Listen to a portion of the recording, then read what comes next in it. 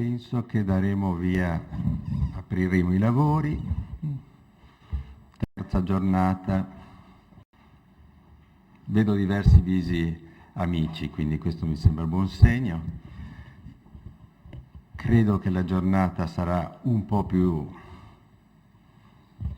lenta, un po' più sciolta, un po' più rilassata, diciamo, di quelle che ci hanno preceduto, anche perché gli interventi sono di minor numero, il ritmo della giornata è quello consueto, divisa in due parti la mattinata. La prima parte ascolterete 3 interventi di questi giovani, signori che mi stanno vicino, che è un buon segno, e la seconda parte invece si ripeterà la formula della consueta tavola rotonda,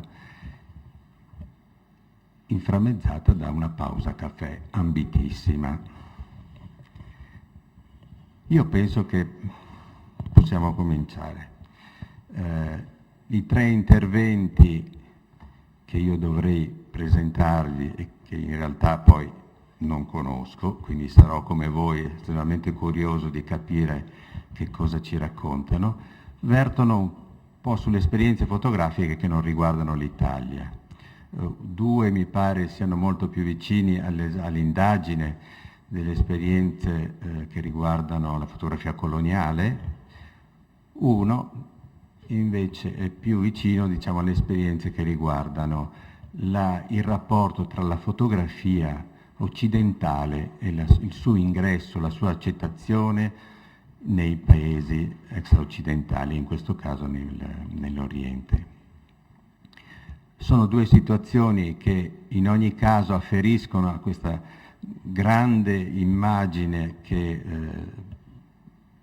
l'Occidente tende in qualche modo a esportare, nell'accezione, diciamo, più generale, più generica di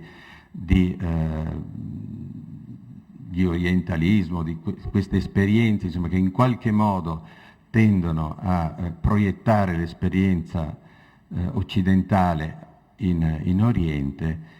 Questi 3 racconti che ci presenteranno oggi dovrebbero iniziare a articolare un territorio che in Italia non è stato molto frequentato, o almeno non è stato frequentato, è stato frequentato episodicamente, ma che non ha avuto, per vicende interne, se non di recente, una serie di attenzioni, diciamo, molto coordinate, la dico così. Ecco. Io evidentemente sono stato chiamato, penso, in virtù del fatto che mi sono occupato, ma direi quasi casualmente, di un'esperienza che riguarda il vicino Oriente, cioè sostanzialmente di un gruppo di fotografi italiani che opera in Persia, con un'esperienza molto particolare e quasi non assimilabile, diciamo, certamente alle esperienze coloniali, ma assimilabile piuttosto ad una serie di negoziazioni che tra gli stati orientali avvengono e sono messe in campo con gli stati occidentali nel momento in cui gli stati orientali desiderano appropriarsi delle tecnologie. Questa è l'esperienza della Persia Qajar, ed è un'esperienza molto limitata dal 1845-48 al 1864. Dopo il 64 la vicenda fotografica è tutta interna al regime persiano, perché poi c'è lo Shah. Ecco. Io credo di essere stato chiamato a presiedere questo panel in virtù di questa mia esperienza, ma devo dire che sono veramente disarmato, salvo le informazioni correnti che noi abbiamo per quello che riguarda la fotografia coloniale. Ecco. Però ci sono questi giovani signori e quindi a cui io darei la parola. Prima di aprire i lavori, però, io vi chiederei a questi signori che si presentino, che ci dicano sostanzialmente dove sono maturati e che cosa hanno prodotto, in virtù di cosa e di quali loro meriti, peraltro giovani, vedo sempre questi capelli bianchi, ma oramai Ma sono tinti. sono tinti, ecco, sì, anch'io mi sento giovane, diciamola così. Bene, io so che il primo intervento è di Leonardo Bonollo. Leonardo Bonollo, ti chiederei appunto di dirci come mai sei caduto qui alla mia destra, e quindi... In questa destra del padre. Allora, io sono qui in realtà in una doppia veste per una formazione anche piuttosto complessa. Io mi sono formato come geografo culturale a Padova con il professor Croce, ho lavorato però parecchio con Dennis Cosgrove e Daniel a Egham in Inghilterra.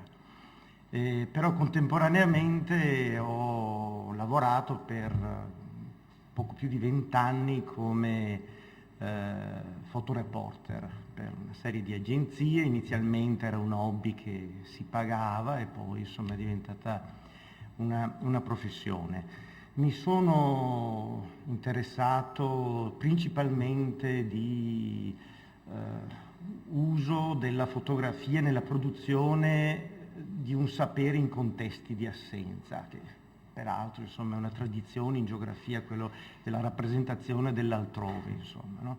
E in particolare mi sono interessato proprio dell'uso coloniale della fotografia e principalmente da un punto di vista culturale cosa ha significato esportare, insomma, una visione culturalmente e storicamente determinata come era quella europea in ambienti altri, insomma. Questo in estrema sintesi.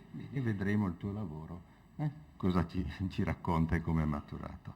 Sì, il caso che presento, quello del Colonial Office Visual Instruction Committee, non lo ripeterò più, so che è un nome estremamente barboso e lungo, ha un valore che definirei quasi paradigmatico per quanto concerne i rapporti fra storia e fotografia e anche per molti degli aspetti che abbiamo trattato in questi giorni.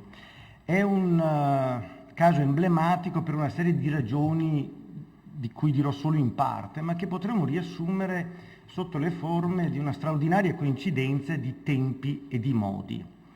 Dietro la sovrabbondanza di questo nome si è infatti svolto, realizzato, probabilmente il più esteso e anche velleitario tentativo di mettere in scena il mondo nel momento della sua definitiva globalizzazione.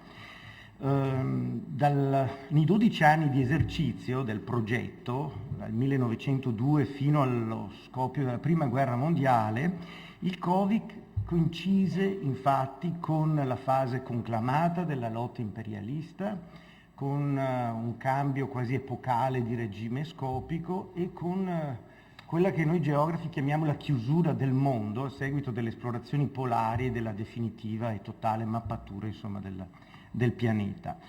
Ma fra queste coincidenze credo valga subito la pena sottolineare alcune peculiarità, almeno tre. Il primo di questi aspetti riguarda l'origine del Covid. Il Covid è un progetto inglese fortemente voluto da una classe politica piuttosto trasversale. All'epoca andava dai socialisti fabiani, coniugi Webb e così via, fino ai neoimperialisti alla Chamberlain, per spiegarci, ed era una classe politica alle prese con la peggiore crisi di quella che al momento era l'unica vera istituzione imperiale di dimensioni globali. Il secondo aspetto configura il Covid come una pratica di dominio politico attraverso una vera e propria colonizzazione della visione in un ambiente tipicamente, insomma, in un contesto tipicamente transculturale. E il terzo pone il progetto in una relazione di strettissima coincidenza con il fenomeno della globalizzazione. Gli anni di avvio, insomma, del Covid sono quelli dove letteralmente il mondo si chiude, diventa un globo. In realtà la prima particolarità contro cui si impatta quando ci si interessa del Covid è invece la scarsa attenzione e conoscenza per un progetto che, a dispetto della mole, delle figure che lo caratterizzano e e anche degli investimenti, insomma, credo vede sì, a dispetto di questo, come dire, è segnato da una strana assenza, dimenticanza, e questo credo sia dovuto debba il suo fallimento, insomma, e anche a questa dimenticanza proprio al fatto che il periodo in cui il Covid dovrebbe aver ottenuto la sua capitalizzazione, insomma, gli studiosi avrebbero dovuto raccontarci questa vicenda, coincide in maniera palmare con gli anni della dissoluzione dell'impero inglese, a cui invece il Covid era stato deputato al mantenimento e al sostenimento, insomma. Cercherò dunque di colmare nella maniera più sintetica possibile questa lacuna raccontandovi questa vicenda, e lo vorrei fare partendo da una suggestione professionale. Per tutti coloro, e qua credo siamo in diversi, che nella loro vita appunto professionale hanno fatto del reportage, del reporting, del ricovero, insomma, dell'informazione, il Covid si presenta subito come una sorta di strano sogno o incubo a seconda dei punti di vista. Provate a immaginare una rappresentazione totalizzante del mondo attraverso immagini fotografiche commissionate a livelli altissimi e senza limiti di scala, verrebbe da dire. È comunque un progetto senza precedenti per dimensioni, finanziamenti, caratura dei personaggi e delle istituzioni coinvolte. Già il nome Colonial Office Visual Instruction Committee rivela la precisa volontà di tenere assieme su uno stesso piano interessi coloniali, pratiche di visualizzazione, propaganda, potere geopolitico, dentro una cornice di senso che istruisse circa il modo corretto di vedere e rappresentare il mondo. Questo è una cosa fondamentale, c'era questa presunzione, insomma. L'idea originale la dobbiamo a Michael Sadler, un membro del Board of Education, che riesce nel dicembre del 1902 a sottoporla all'allora ministro per le colonie Joseph Chamberlain attraverso i buoni uffici di un funzionario del Colonial Office, che è questo Charles Lucas, un personaggio interessante, anche un po' inquietante, che in tutti gli anni di attività del COVIC rappresenterà il cane da guardia, insomma, l'eminenza grigia della politica dentro al comitato. I due, Sadler e Lucas, riescono in brevissimo tempo a raccogliere attorno al progetto una incredibile squadra di talenti e ad avere finanziamenti e supporto da moltissime istituzioni prestigiose legate al mondo dell'educazione, al mondo coloniale, imperiale, e la stessa corona, siamo in periodo edoardiano, insomma, piuttosto refrattaria a farsi coinvolgere in operazioni di bassa propaganda, insomma, no? Diede il suo appoggio con una sottoscrizione patrocinata dallo stesso principe del Galles. Il primo intento era quello di produrre delle lezioni illustrate per mezzo di proiezioni di diapositive del Regno Unito da utilizzare nelle colonie e nei territori d'oltremare. Possiamo pensarla come una specie di alfabetizzazione iconica dei colonizzati circa l'immagine della madrepatria, quella che Edward Said ha chiamato, insomma, la costruzione di un immaginario coloniale o geografico. Ma è solo l'anno successivo, nel 1903, con l'arrivo di Alfred Mackinder nel COVIC, che l'intero progetto decolla, cambiando obiettivi, dimensione e anche ovviamente ambizioni. Mackinder, allora 38enne, era probabilmente una delle figure più dispicue, insomma, nell'ambiente politico-intellettuale londinese. Per gli addetti ai lavori è conosciutissimo, ma insomma immagino che sia un nome nuovo ai più. Primo professore a Oxford di geografia nella rinata cattedra che dal Cinquecento, insomma, era rimasta vacante. Direttore della prestigiosissima London School of Economic and Political Science, fondata assieme ai Webb pochi anni prima, giornalista, opinionista politico, membro del Parlamento britannico in quel Ginger Group, in quel gruppo sparuto di liberali imperialisti che hanno seguito Chamberlain nel passaggio di parte politica, è uno snodo cruciale insomma nella politica estera inglese degli anni, ma più di tutto autore di un saggio in quello stesso anno che verrà appunto presentato in una pubblica lettura alla Royal Geographical Society, che lo consegnerà alla storia come il fondatore della geopolitica ed uno dei primi teorici della globalizzazione. Si tratta del sempre citato The Geographical Pivot of History, una tesi su una rinata funzione strategica, insomma importanza di un'area perno, l'area del Centro Asia, che ha condizionato le strategie militari di entrambi i conflitti mondiali e come dire, per tutto il Novecento, ancora adesso, insomma, ha condizionato le politiche estere delle grandi potenze, è ancora attivamente insegnata in tutte le accademie militari del mondo, West Point in prima fila. Insomma, volendo come dire, stigmatizzare il personaggio, potremmo definirlo una specie di Henry Kissinger del tempo.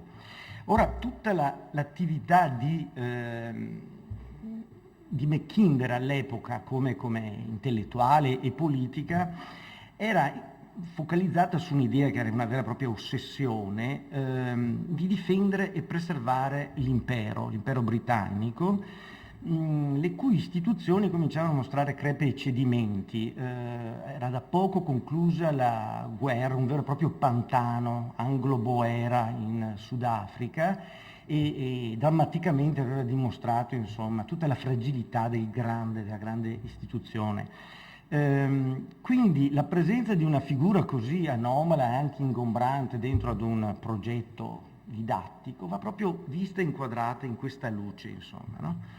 Il Kovic, cioè con le sue proiezioni di diapositive rivolte ad una sterminata platea mondiale, divenne nel pensiero di Mackinder uno speciale strumento, cito, per inculcare la gioventù britannica con un potere visualizzante di tipo imperiale attraverso l'insegnamento della geografia. Insegnamento che lui intendeva come uno speciale modo e abitudine di pensiero, una speciale forma di visualizzazione attraverso la quale pensare geograficamente significa anche pensare imperialmente. Così Mackinder porta quest'idea nel Kovic e ne trasforma radicalmente gli obiettivi, non solo lezioni illustrate sul Regno Unito da presentare nelle colonie, ma un gran numero di immagini e di slide lectures dei vari territori dell'impero da presentare tanto nelle colonie quanto nella madrepatria. Le prime erano pensate per coltivare nei colonizzati un senso di appartenenza ad una grande entità politica. Lui si riferisce a questa idea come common belonging, insomma, no? Essere parte dell'impero. Le seconde invece, quelle rivolte alla madrepatria, erano pensate per instillare nella gioventù britannica un'attitudine al comando e una volontà di dominio. Attitudine e volontà che Mackinder lamentava essere scomparse, insomma, alla prova delle più recenti disfatte coloniali, ma più di tutto nel inquietante confronto con l'espansionismo Meiji in Estremo Oriente e col grande attivismo della Germania guglielmina nello scramble africano, insomma, le vicende ben note. Sotto questo aspetto il Kovic può anche essere considerato come parte di quella campagna per la national efficiency, quel movimento che voleva recuperare proprio lo spirito e l'intraprendenza della prima espansione coloniale britannica e che pensava alla società inglese come un organismo da mantenere tonico, in qualche maniera in forma, allenato, in salute, se doveva sopravvivere allo scontro, insomma, globale che si stava profilando. Insomma, un vero e proprio corso, un vero e proprio allenamento, un training visivo e psicologico non molto diverso da quelli che altri stavano organizzando in quegli stessi anni, penso in particolare a Baden-Powell e al suo movimento scoutistico, no? Il suo slogan "Be prepared, be ready", no? Fatti trovare pronto. Questa era un po', insomma, l'idea abbastanza ossessiva in Mackinder. Fino a quel momento il progetto era stato basato sull'uso di immagini gratuitamente offerte da istituzioni pubbliche e private. Ora, per dar vita, insomma, al suo ambizioso archivio, Mackinder propone di assumere a tempo pieno, insomma, un artista fotografo per produrre immagini originali su commissione dei territori dell'impero attraverso una serie di ripetuti viaggi attorno al mondo. Qui non ho tempo per raccontare la curiosa combina interessantissima che portò alla scelta di Alfred Hugh Fisher. Era un illustratore dell'Illustrated London News, al quale fu chiesto di frequentare un corso per imparare la pratica, la tecnica fotografica, insomma, no? Ed è una scelta che portò all'esclusione del gotha del giornalismo illustrato dell'epoca. William Todd Brown aveva partecipato alla selezione, René Bull, Omar Davenport, insomma i pezzi da 90 del momento. Ma è evidente che la scelta deve essere stata molto pilotata dallo stesso Mackinder, che era determinato a mantenere nelle sue mani l'intera operazione. Qualche anno dopo ebbe a scrivere che, insomma, il suo reporter ideale doveva essere non un artista ma un buon artigiano della visione, no? Più di tutto un pedissequo esecutore delle sue idee e delle sue istruzioni. Verrebbe da chiamarlo proprio una sorta di protesi per il suo mind eyes, questo suo pensiero visivo, occhio visivo, insomma, che lo ossessionava. E di questa volontà dirigista, insomma, ritroviamo tracce in un memoriale che è uno dei documenti più interessanti dello sterminato archivio, che anticipa di pochi mesi la partenza del fotografo per il suo primo viaggio attorno al mondo. In esso Mackinder forniva a Fish delle dettagliate visual instruction a cui attenersi in maniera, come dire, blindata. Ovviamente gli itinerari, cosa vedere, cosa mostrare, dove andare, quanto a lungo rimanere, ma in molti casi arriva anche a suggerire soluzioni tecniche, il tipo di taglio, la composizione dell'immagine, il punto di vista, l'ora e tutte questioni del genere. Ora, venendo all'aspetto più ideologico del progetto, per questioni proprio di tempo, io mi limiterò, come dire, a disegnare il contesto culturale e politico del momento, evitando, insomma, di scendere nel dettaglio quasi come dire, filologico o iconografico, insomma, che comunque è interessantissimo. Fa capire che c'era, come dire, in questo tipo di comitato una vera e propria consapevolezza di come si governa una folla, insomma, una vera e propria propaganda di massa ante litteram per certi aspetti. Va subito osservato intanto che tutto il lavoro di Mackinder, specialmente in quegli anni, insomma, che circondano il progetto del Covic, lo vede impegnato come politico e come geografo attorno ad un'idea fondante, che era una sorta di consapevolezza che la Terra fosse ormai diventata un sistema politico chiuso di portata mondiale, cioè fosse diventata effettivamente un globo nel quale, qua riassumo anche un'altra citazione molto famosa, qualsiasi esplosione di forze sociali, invece di disperdersi negli spazi circostanti ancora inesplorati, riecheggerà dall'altra parte del globo facendo saltare gli elementi più deboli dell'organismo mondiale. È infatti molto diverso lo scoppio di una bomba che cade su uno spazio aperto e quello della sua caduta dentro gli spazi chiusi di un edificio e di una nave. E fra le metafore esplosive fra le righe di queste metafore esplosive. Fiorentino ci raccontava l'altro giorno il vulcano, spesso in altri scritti Mackinder ricorrerà alle conseguenze globali dell'esplosione del Krakatoa nello stretto della Sonda per spiegare gli effetti globali della chiusura, insomma, del mondo. Ma ciò che Mackinder, come dire, sottolinea in ogni occasione è la scomparsa del fuori. È un fuori metafisico, se volete, un oltre della ragione, insomma, la fiducia, la speranza che da qualche parte potesse ancora esistere un altrove, una valvola di sfogo, se volete una possibilità, insomma, di un nuovo mondo in cui ripetere l'esperimento di Dio con l'uomo, come avevano creduto i primi padri pellegrini giunti nel New England o gli ideatori della colonia penale australiana. E credo sia inutile sottolineare l'importanza epocale, insomma, del fenomeno, ovviamente non solo per l'ambito geografico e storico. Io qui ho una incredibile lista di apporti e di citazioni del momento, dell'epoca. Per Carl Schmitt, ad esempio, la fine del fuori corrisponde alla fine del nomos della terra. Per Hobson, che è lo storico dell'impero contemporaneo del Covic, lo storico inglese, corrisponde alla fine del potere espansivo dell'Occidente e quindi alla fine della moderna istituzione imperiale.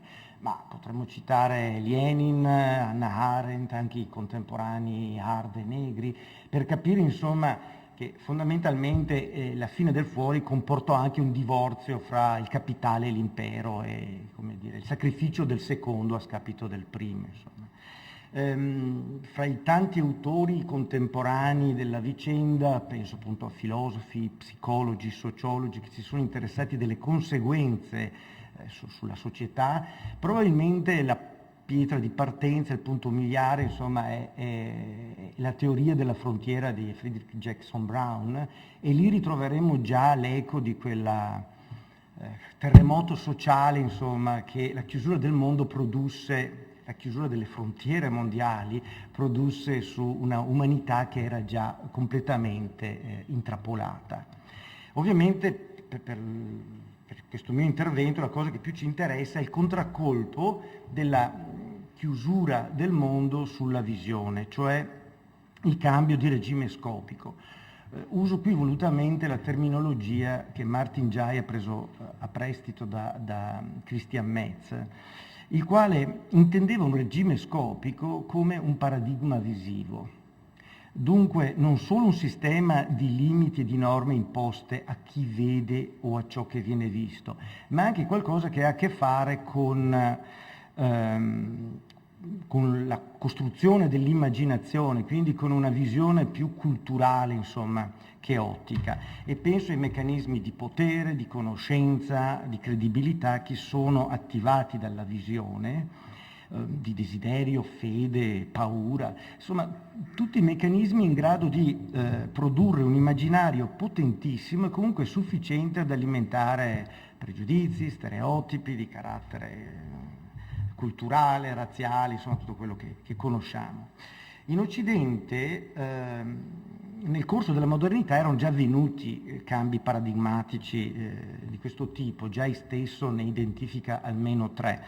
Ma tutto sommato la visione occidentale era rimasta saldamente ancorata al sistema prospettico cartesiano, quel sistema che prevede la presenza di un soggetto fisso, ciclopico, nel senso di monoculare e puntuale, e di contro la presenza di un soggetto della visione, il mondo visto e rappresentato, come immobile, immutabile e più di tutto dotato di un centro, cioè di un punto geometrico con caratteristiche geometriche uniche e assolute.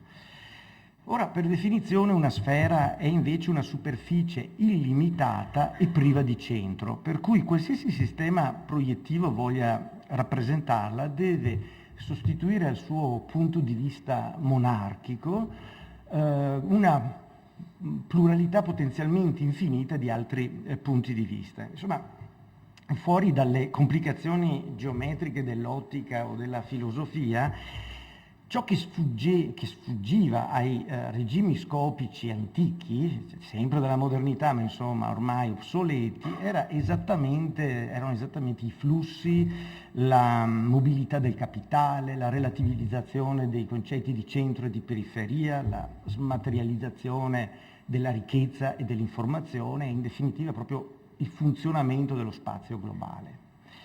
Negli anni di operatività del Covic, quindi, si verificano due importanti condizioni per l'emergere di un nuovo regime scopico. La prima è la comparsa di un soggetto vedente, mobile, plurimo e anonimo, nel senso che non riceve alcun elemento di identità dal vedere, dal lato della visione. Un soggetto che non ha più la pretesa di pensare al suo occhio destro come al centro del mondo, insomma. E la seconda riguarda invece appunto la chiusura del mondo e la sostituzione del concetto di spazio assoluto, isomorfico e infinito con quello di spazio relativo, finito ma illimitato. Sul piano pratico della costruzione di immagini, proprio della produzione delle immagini, il collasso dello spazio scenico che aveva caratterizzato la rappresentazione del mondo come teatro, dall'Abramo Orteglio, il suo teatro Orbis Terrarum del Cinquecento in poi, insomma, no? Fa emergere un aspetto che è stato spessissimo citato parlando di Benjamin, una strana oscillazione, no? Fra il soggetto e il contesto, fra una visione del vicino e una visione del lontano, fra ciò che è a fuoco e ciò che è sfuocato in un'immagine e così via, insomma, no? In altre parole, porta ad un superamento della distinzione moderna, classica, del soggetto e dell'oggetto della visione definiti in termini di staticità e di spazialità. Detto più prosaicamente, insomma, su un globo l'uomo non è più il centro e lo spazio non è più un luogo. Nella nuova condizione non esiste più un là perché non esiste più un qui. Ora, detto questo, insomma, denudato e spogliato l'uomo da qualsiasi ambizione a sottrarsi a questa sorta di idea che il mondo sia stato creato per essere visto dall'uomo, insomma, dobbiamo però anche constatare che da un punto di vista pratico, nell'esperienza comune della gente, probabilmente la chiusura del mondo non aveva provocato grandi cambiamenti. I fenomeni di globalizzazione che avevano già dato strepitosi esempi ben prima, insomma, del periodo di cui stiamo parlando, penso ai primi network globali, quelli che gli inglesi chiamano le All Red Line, quella fitta matassa di cavi telegrafici sottomarini che stringeva già l'ambiente, l'intero globo, insomma, in una sorta di compressione spazio-temporale, micidiale. Ma tutto sommato continuava ancora a vivere secondo una logica, la gente comune, potremmo dire egocentrica, basata sulla contiguità, per cui ciò che stava vicino era più importante di ciò che stava lontano. Quello che però veramente cambia in maniera definitiva sono i meccanismi che attivano l'immaginazione geografica. E infatti nel passaggio dalla mappa al globo, sostiene Franco Farinelli, sono sue queste idee, che viene meno quel tipo di visione che ci permetteva di immaginare su una carta l'esistenza di un altrove. Solo la carta, la mappa per sua stessa natura, può pensare ad un fuori, e solo su una mappa è possibile fissare al pensiero un limite pensabile su ambedue i lati, l'interno e l'esterno. E ciò avviene perché una carta, come ogni sistema di rappresentazione proiettivo, e ci mettiamo ovviamente anche la fotografia, rappresenta soltanto una parte della Terra e quindi ci esime dal chiederci dove davvero siamo mentre la guardiamo. Ma con il globo la cosa è diversa. Dove siamo noi mentre giriamo attorno a un globo, lo immaginiamo, lo pensiamo, lo guardiamo, insomma, no? Ecco, credo che, come intuito insomma Peter Sloterdijk, l'essenza della globalizzazione sia esattamente questa. immaginare il mondo come un luogo percepito dall'esterno. Ora, vi dicevo, Mackinder era già allora riconosciuto come il primo pensatore globale, il maggior esperto di spazio globale, il maggior esploratore dello spazio globale. Eppure non si avvide mai che le modalità di rappresentazione da lui scelte nel Covic, che qui non mi dilungo, mi hanno appena redarguito, erano comunque inefficaci se applicati insomma allo spazio globale. Quest'ultimo presentava caratteristiche che da un punto di vista percettivo assomigliavano piuttosto allo spazio aptico, fluente, frammentario, relativo, che si andava sperimentando nelle rappresentazioni e nei montaggi alternati, insomma, del film ancora muto. C'è una pellicola in particolare citatissima di Edwin Porter del 1903, Great Train Robbery, dove letteralmente abbiamo una palestra di esperimenti in cui si cerca di rappresentare, ad esempio, il movimento relativo dei due spazi interni e esterni al treno, insomma potremmo continuare a lungo. Ora, questa inefficacia e il fallimento a cui il Covic andrà incontro erano già tutti chiaramente espressi fin dall'inizio, insomma, del progetto. Le troviamo nelle lettere che Fisher, il fotografo, invia poco dopo la sua partenza in risposta alle istruzioni visive di Mackinder. E qui, con uno stupore disarmante, Fisher, il fotografo, dice di non riuscire a rappresentare o fotografare ciò che gli viene chiesto. Ripiega sempre più spesso sui pennelli, lui era un pittore, insomma, un disegnatore, e sugli schizzi a matita, compila sterminate liste, elenchi di cose, di oggetti, di toponimi, e più di tutto scrive. Racconta ciò che vede in migliaia di pagine inviate al geografo nel corso dei 3 anni di viaggio. A un certo punto, colto come da una sorta di accecamento, comincia a delirare e continua a ripetere ossessivamente che non trova le parole, nemmeno le immagini per esprimere ciò che vede.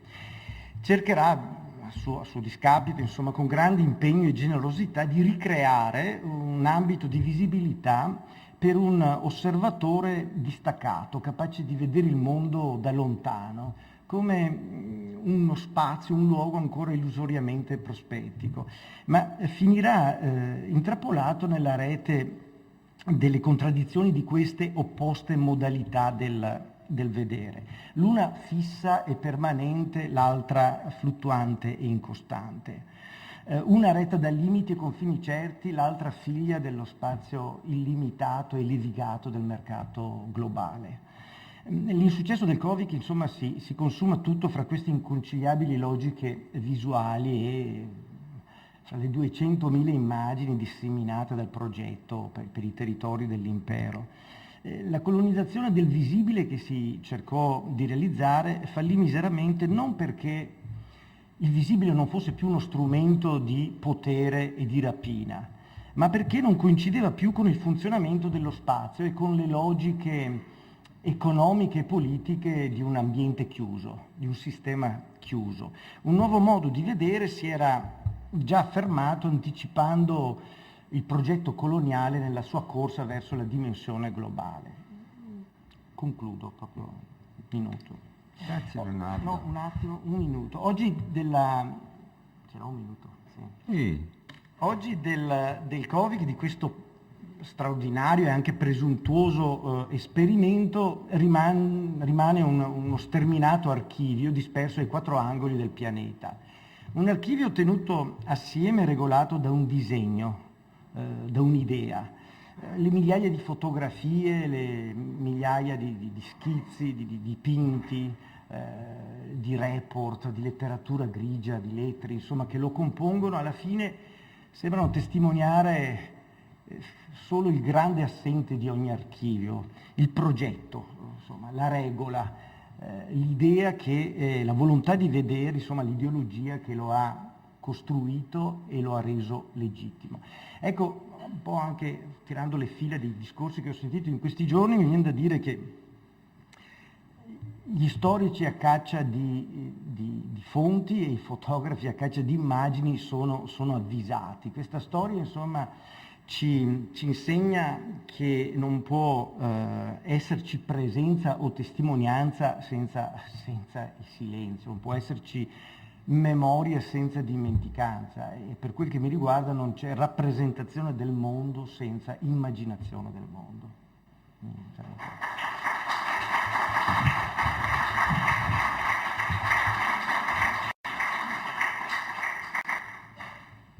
Allora, Leonardo, grazie. Gustoso. Grazie. Piacevole, grazie. Denso e ricco di spunti. E poi forse bella questa idea di questa metafora in fondo del progetto visivo che poi dopo si diventa impraticabile sostanzialmente, come nella prospettiva era impraticabile, è stato impraticabile il colonialismo entro certi limiti. A questo punto io direi che ci spostiamo un po', spostiamo anche forse l'interesse e il tipo di indagine, e chiederei appunto a Rossella Menegazzo di presentarsi. Grazie Rossella. Come si usa in Giappone. Come si usa in Giappone. La presentazione è sempre autopresentazione. Brevemente, io mi sono formata qui a Ca' Foscari presso il Dipartimento di Lingue e Letterature Orientali, all'epoca, oggi di Studi dell'Asia orientale e del Mediterraneo, e dove ho completato anche il mio dottorato di ricerca con indirizzo storico-artistico, all'interno del quale ho iniziato questo filone nuovo di studi sulla fotografia orientale, in particolare sulla fotografia giapponese, che in realtà non esiste come insegnamento, ma che ho un po' costruito anche grazie all'appoggio del mio docente di storia dell'arte, che è stato il più importante docente, diciamo, di arte orientale in Italia, Giancarlo Calza, che ha appoggiato questo tipo di ricerca. E quindi in questo percorso così nuovo in realtà mi sono sempre trovata a lavorare, a curare progetti, a pubblicare all'interno dell'area orientale di nipponisti e di interessati all'Asia orientale, allo studio dell'arte orientale, ma è la prima volta in realtà che si parla di storia della fotografia giapponese in ambito di appunto studiosi e specialisti di fotografia, e questo mi fa molto piacere. E in realtà su questo veramente stavo proprio riflettendo su quanto si stia presentando in questi ultimi anni riguardo alla fotografia giapponese in particolare, che è quella anche più affascinante, diciamo, da un punto di vista puramente estetico, quante siano le collezioni che raccolgono e che stanno riscoprendo la presenza di fondi appunto giapponesi e fotografici, quante siano le gallerie private e anche gli istituti che in qualche modo stanno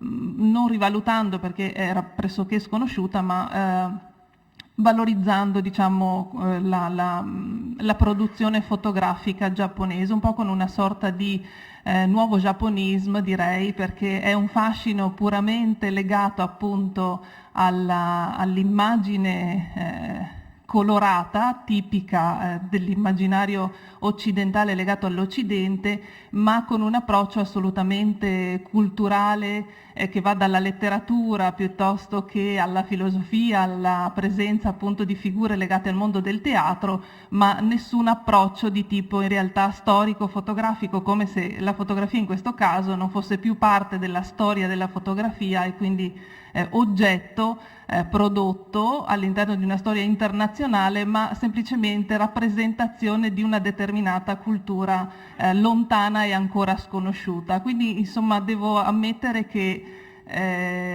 l'immaginario esotico di fine Ottocento non è così lontano dall'immaginario esotico del 2012 in un certo senso. Oggi vorrei solo brevemente cercare di così portarvi qual è stato il percorso di tutte queste immagini che sono arrivate in Occidente, qual è l'humus che la fotografia ha trovato quando è entrata in Giappone e quali sono stati gli influssi di questo nuovo mezzo visivo ed espressivo sulla tradizione pittorica e dall'altra parte come questa tradizione pittorica giapponese autoctona abbia influenzato in maniera categorica la produzione fotografica giapponese. Parto facendo un salto all'indietro di, vedete, un centinaio d'anni, perché siamo a metà del 1700, quando il Giappone è ancora un paese assolutamente chiuso. Abbiamo circa dal 1600 fino al 1854, abbiamo circa 250 anni di pace, ma anche di chiusura del paese Giappone, dell'arcipelago, a qualsiasi tipo di contatto con l'esterno. Gli unici contatti permessi, ufficializzati dal governo shogunale, perché è l'amministrazione e la politica giapponese in quest'epoca è sotto il potere dello shogun e l'imperatore è solo una figura puramente simbolica, legata più che altro alla figura religiosa e alla discendenza divina della figura imperiale. È un paese completamente chiuso. Gli unici a cui è permesso di entrare in contatto con il Giappone per soli scopi commerciali sono i cinesi e gli olandesi.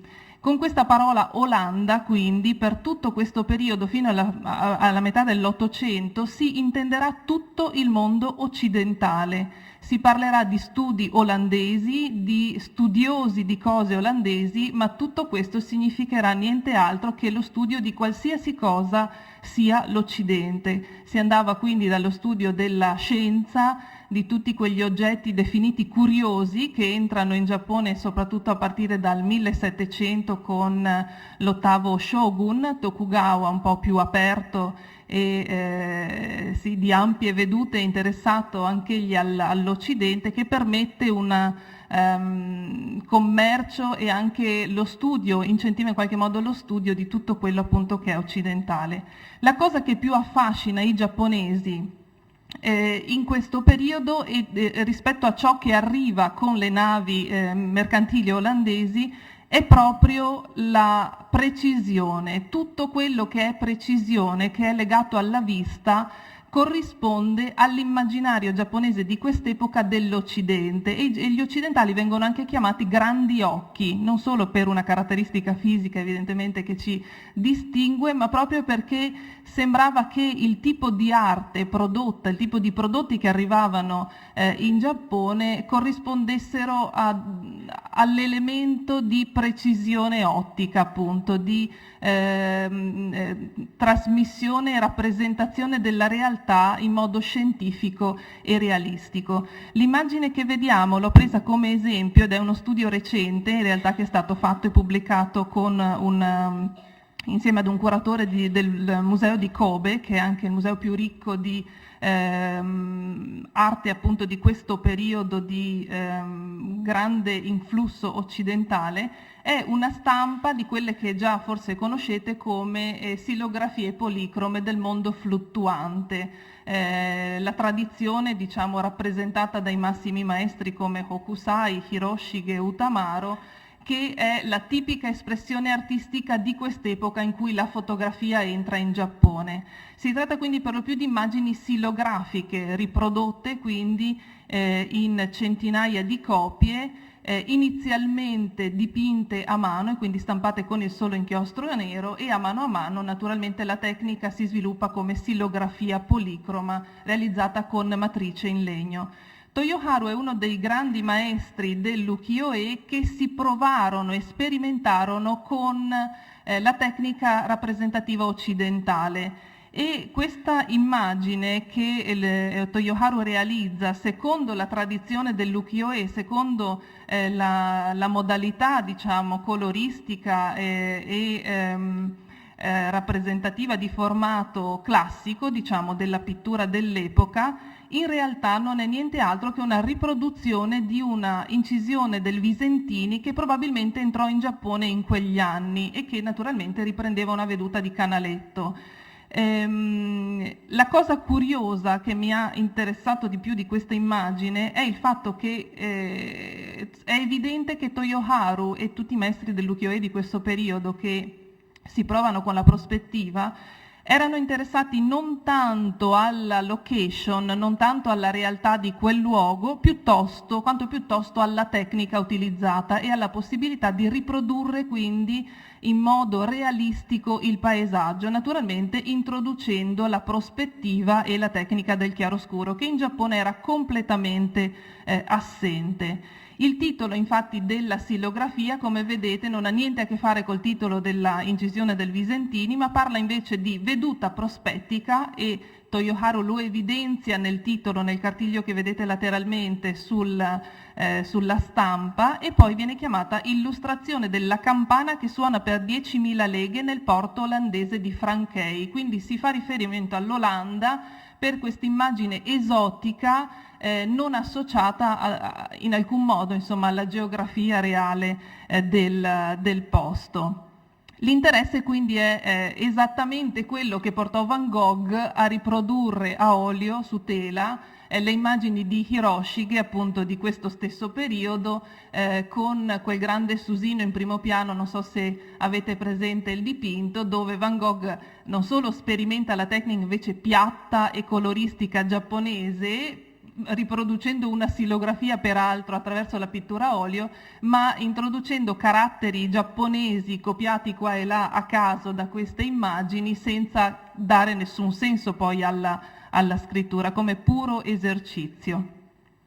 Ecco, ho fatto questo salto all'indietro proprio per farvi capire come prima che il mezzo fotografico entri in Giappone esiste una tradizione ed esistono degli artisti che sono fortemente interessati all'Occidente e a tutto quello che arriva dall'Occidente come novità rappresentativa, e questa sia identificata proprio con lo sguardo. La cosa principale dell'Occidente è proprio la caratteristica dello sguardo. Il primo scatto fotografico da parte di un giapponese, anzi 2 giapponesi sono, che abbiamo arrivato a noi, è questo che vedete, un daguerrotipo scattato da 2 vassalli di uno dei daimyo potenti del Giappone all'epoca. Il Giappone era diviso in circa 280 han, 280 feudi, che dipendevano direttamente dal governo centrale shogunale.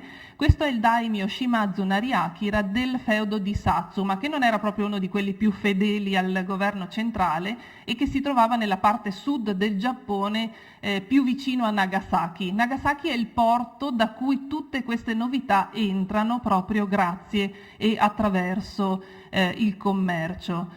Sono 2 vassalli quindi che vengono sponsorizzati per la raccolta di materiali teorici, per la traduzione, quindi lo studio della lingua, quindi per entrare a contatto con gli stranieri e sperimentare tutti i mezzi occidentali e quindi anche la fotografia, sono sponsorizzati dall'aristocrazia di spada. Questa è la cosa più curiosa, secondo me, di questo periodo. È l'aristocrazia di spada, sono i vassalli e i feudatari più potenti e più lontani dal potere centrale a sostenere i primi esperimenti e le prime ricerche con quelli che sarebbero oggi gli assegni di ricerca verso i propri vassalli per sperimentare queste novità.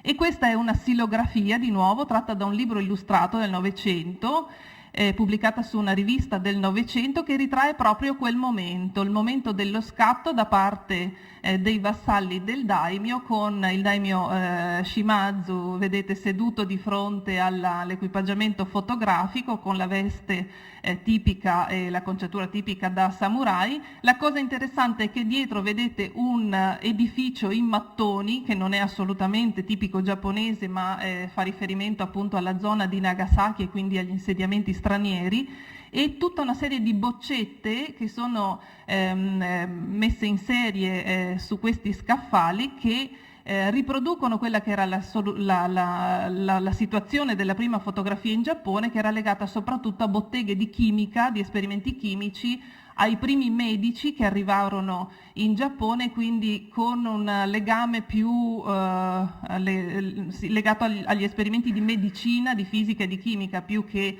allo strumento fotografico inteso come mezzo artistico. La cosa curiosa è che sono proprio le silografie dell'ukiyo-e, le immagini del mondo fluttuante, a essere testimoni del crescente successo della fotografia. Queste due immagini, che sono già del 1861, quindi qualche anno dopo l'entrata della fotografia in Giappone, sono proprio testimonianza della presenza degli stranieri e di come fossero identificati con il mezzo fotografico.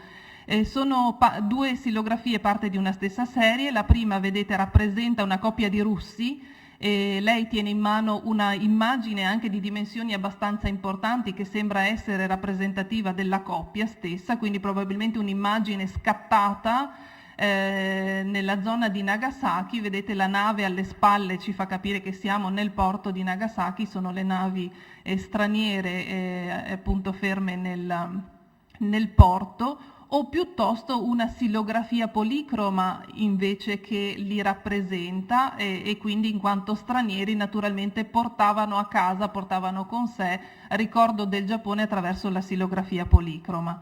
Dall'altra parte avete un'altra rappresentazione di questa coppia, un'altra coppia. Il titolo che vedete in giapponese e che vedete tra parentesi riportato è Furansu, quindi l'immagine rappresenta la Francia, e la coppia con abiti occidentali e quindi tipicamente rappresentativi della cultura occidentale sta scattando una foto. Vedete le lastre tenute in mano, un'immagine già sviluppata tenuta in mano, e le boccette sul tavolino, con questa scena assolutamente che rende la fotografia protagonista senza alcun tipo di contesto architettonico o geografico. E ancora un'altra, sempre del 1861, sempre di questo artista che interessato naturalmente all'occidentalizzazione più che alla modernizzazione dell'Occidente, che di nuovo ci mostra un ambiente tipicamente occidentale con di nuovo questo grande dispositivo fotografico che punta verso l'esterno, e quindi tutti questi stranieri impegnati nell'azione della fotografia. Naturalmente questo inserimento della fotografia all'interno delle silografie policrome diventa anche un modo per modernizzare e rendere più appetibili sul mercato queste immagini. La fotografia diventa sempre più potente e sempre più diffusa capillarmente. È abbastanza scontato che la silografia in qualche modo avesse abbassato le proprie vendite, seppur ritenuta esotica e quindi appetibile per il mercato degli stranieri, e quindi in qualche modo ha inserito e inglobato dentro quelli che erano i soggetti classici delle immagini del mondo fluttuante, tra cui abbiamo immagini di paesaggio. I tre filoni principali sono le immagini di paesaggio, di luoghi celebri, le immagini di beltà e quindi di donne, di cortigiane, soprattutto legate ai quartieri di piacere, e le immagini di attori di teatro kabuki. È un gusto che rappresenta il gusto della nuova classe borghese che si sviluppa proprio in questi anni a partire dal Seicento, quindi non è un gusto legato all'aristocrazia di spada, quanto piuttosto alla nuova classe borghese, di cui anche i samurai faranno parte, perché in qualche modo, non avendo più campi di battaglia, si ricicleranno come burocrati in varie mansioni all'interno della città. E questa ultima immagine che vi propongo, anche questa bellissima, di Toyohara Kunichika, un artista che fu testimone attraverso la silografia della modernizzazione del Giappone, quindi i suoi soggetti sono puramente importazioni dall'Occidente e tutto quello che è la modernizzazione del territorio.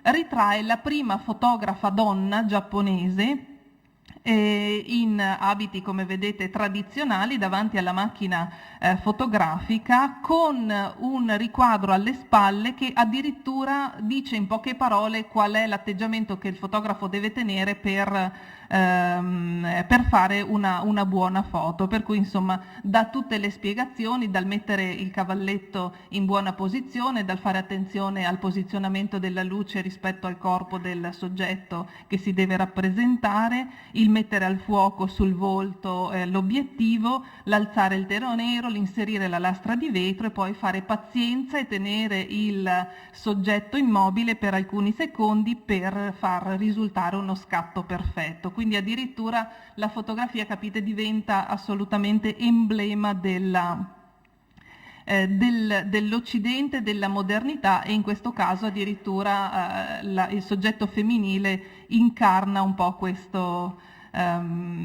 nuovo filone. Qui abbiamo un ambiente di attori di kabuki, addirittura con sempre la presenza della macchina fotografica, quindi quanto di più tradizionale ci sia tra i soggetti di silografie e quanto di più moderno ci sia tra gli oggetti arrivati in Giappone all'epoca.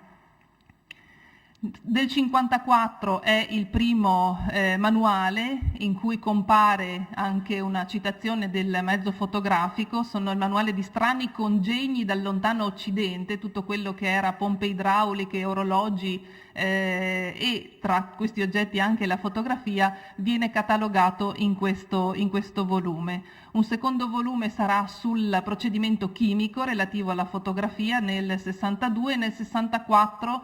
Solo nel 64 ci sarà il primo manuale dedicato proprio alla tecnica fotografica. La cosa interessante è che comunque rispetto alle immagini che noi abbiamo del Giappone oggi, rappresentative del Giappone oggi, sono un po' lontane da quelle che furono in realtà le prime immagini del Giappone, che appartengono invece a fotografi stranieri arrivati in Giappone soprattutto con missioni ufficiali, quindi al seguito di spedizioni navali e quindi personaggi che non erano propriamente fotografi professionisti o fotografi professionisti mandati al seguito delle missioni. I primissimi scatti sono quelli di Eliphalet Brown Jr., che fu inviato come fotografo al seguito del Commodoro Perry, il Commodoro che a capo della spedizione navale americana che aprì i porti del Giappone nel 1854. Dal 1854 al 59 abbiamo un periodo di graduale apertura dei porti agli stranieri. Gli stranieri possono entrare in territorio giapponese, dal 59 anche risiedere in suolo giapponese, cosa che fino ad allora non era possibile. Questi primi scatti di Eliphalet Brown Jr. sono daguerrotipi per lo più e soprattutto sono stati portati e trasmessi all'estero grazie naturalmente alle stampe poi realizzate sulle varie riviste e sul diario relativo alla spedizione. Moltissimi originali in realtà sono andati perduti come parte della storia di questo primo periodo a causa di incidenti durante il tragitto o di incendi e quindi alla fine rimangono veramente pochissimi esemplari originali. Se queste sono le prime immagini del Giappone, e anche questo viene testimoniato attraverso le silografie in questo incrocio continuo tra fotografia e silografia, questo che vedete in fondo con la macchina fotografica è proprio Eliphalet Brown Jr. durante la spedizione a Okinawa che precede l'arrivo poi in Giappone. Sottolineo solo che in Cina i primi scatti di un fotografo professionista sono per mano di un italiano che forse voi già conoscete, è Giacomo Caneva, che era andato in Cina mandato da una ditta di seta, per la produzione della seta, alla ricerca naturalmente di nuovi bachi da seta durante il periodo di grande epidemia che portò alla morte appunto dei bachi da seta europei. E quindi viene mandato dalla ditta Castellani Infreschi in India, in Cina, poi va anche in Giappone, quindi le prime fotografie cinesi sono sue, sono del 59, quindi siamo circa 15 anni avanti rispetto al Giappone per quanto riguarda la fotografia cinese. Questa è sempre una silografia che di nuovo mostra Eliphalet Brown Jr. In posa con una probabilmente prostituta, cortigiana di Shimoda, di uno dei primi porti aperti del Giappone, come vedete con questa sedia un po' di fattezze cinesi, neanche giapponesi. Questa donna timida che nel gesto classico della timidezza giapponese porta la manica del kimono davanti al volto, naturalmente obbligata a stare in posa, e questi due personaggi europei invece che sono addetti alla fotografia. Quindi c'è estrema curiosità per la fotografia come atto del fotografare, che viene immortalata secondo la modalità pittorica classica dell'epoca, che è appunto la xilografia policroma. Il primo scatto stampato su carta che ci rimane è questo del 58 di Jocelyn, e rappresenta, vedete, in modo anche molto sfocato e in uno scatto che è molto rovinato, e questo si è rovinato durante il tragitto appunto di spedizione della foto fuori dal Giappone, rappresenta la commissione giapponese dopo la firma del Trattato di Edo, che è il trattato con cui il Giappone si aprì appunto all'Occidente. Per arrivare a degli scatti giapponesi professionali, di immagini del Giappone professionali, bisognerà aspettare Pierre Rossier. Rossier è un fotografo svizzero di lingua francese, che arriva nel 59, nel 60 in Giappone, e diciamo trasmette i primi scatti giapponesi all'estero proprio tramite una rivista inglese e attraverso la ditta Negretti & Zambra. Quindi propone queste visioni assolutamente esotiche di beltà e di paesaggi, sempre attraverso la stereografia. In questi anni, vi ho fatto uno schema, aprono i primi studi fotografici professionali giapponesi, che come vedete sono insieme aperti da fotografi professionisti giapponesi e fotografi professionisti occidentali, tra i quali spicca soprattutto il nome di Felice Beato, del barone von Stilfried, austriaco, e di Adolfo Farsari, in periodi abbastanza contemporanei, Beato e Stilfried, e negli anni '80 invece Farsari. Questi sono alcuni scatti appunto per farvi capire qual è il filone interno soprattutto al Giappone, e quanto Felice Beato sia stata una figura di riferimento per il mercato sia interno sia di esportazione, con scatti che andavano appunto dagli scatti in prima linea durante gli scontri avvenuti all'epoca. Felice Beato arriva in Giappone nel 63, che è già un fotografo, un fotoreporter che ha già girato l'India, ha già girato la Cina, sempre in prima linea durante gli scontri, durante la guerra di Crimea, durante l'assedio a Pechino, e quindi un fotografo altamente professionale e anche ben integrato nell'ambiente diplomatico. I suoi scatti sono scatti che faranno da apripista per tutta quella che è la fotografia giapponese, nel senso che fu lui ad iniziare la tecnica della coloritura a mano che vedete delle immagini. Le prime immagini giapponesi sono proprio caratterizzate da questa aggiunta del colore allo scatto fotografico, che sarà sempre di qualità diversa a seconda del pittore che veniva assunto nell'atelier fotografico, e la cosa curiosa è che questi scatti mirano a risemblare le immagini stesse delle xilografie policrome. Sono immagini, scusate, vado avanti veloce solo per farvi vedere questo aspetto, quanto sia fortemente legato all'immaginario dell'ukiyo-e. I primi fotografi, siano essi occidentali che orientali, percorrono gli stessi percorsi, battono le stesse strade e cercano di inquadrare i paesaggi classici del Giappone secondo gli stessi punti di vista degli artisti dell'ukiyo-e. Non fanno solo questo, riproponendo a centinaia e centinaia gli stessi posti, un po' come si parlava anche per la fotografia in Occidente, che ripropone i luoghi celebri, diciamo, dell'Occidente, ma lo fa anche per i temi legati alle fotografie di genere e alle fotografie di beltà. Quindi si riproducono gli stessi filoni già commercialmente validi, affermati dall'ukiyo-e. Molti degli artisti che erano impiegati nelle stampe stilografiche vengono riciclati negli atelier addirittura dei fotografi per la coloritura delle immagini, e abbiamo questa continua riproposizione di temi, inquadrature e anche dell'effetto del colore che si rifà appunto alla stilografia policroma. Come vedete, il filone delle beltà, la tipica immagine della beltà allo specchio, ma scusate, corro veloce, ma anche immagini dei piaceri tipici dell'epoca appartenenti appunto alla classe borghese, con gli stessi spunti. Questa è un'immagine di Adolfo Farsari riproposta in tutti gli album che sono arrivati in Occidente, perché così circolavano le immagini verso l'esterno più che verso l'interno del Giappone. Si ripropongono gli stessi scorci.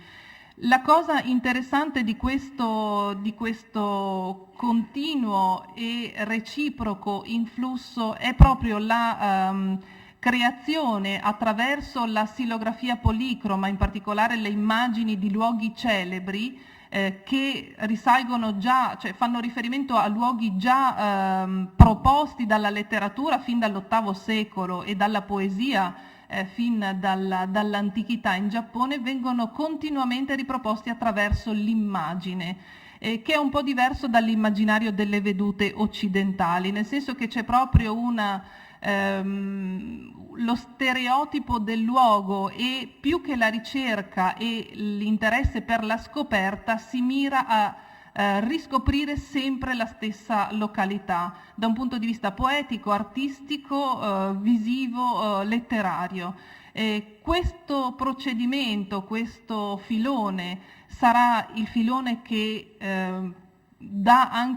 crea un'identità nazionale giapponese. La circolazione di queste immagini di luoghi geografici famosi permetterà a tantissimi giapponesi che mai avrebbero girato il Giappone in quell'epoca di conoscere località del Giappone sconosciute, e questo avverrà poi attraverso la fotografia, naturalmente, che moltiplica ancora di più la possibilità di scambio e di circolazione dell'immagine, questo tipo di processo. Quello che noi vediamo oggi come immagine esotica, guardando le fotografie giapponesi, fa parte di un processo culturale, artistico ed estetico fortemente influenzato da una tradizione pittorica giapponese che porterà una continuità con la fotografia, senza che ci sia nessuno scarto e nessuna rottura tra la tradizione pittorica e l'entrata del nuovo mezzo fotografico.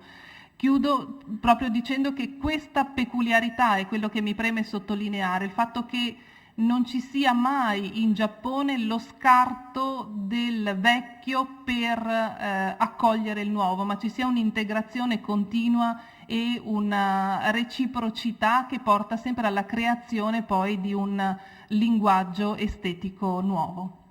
Grazie.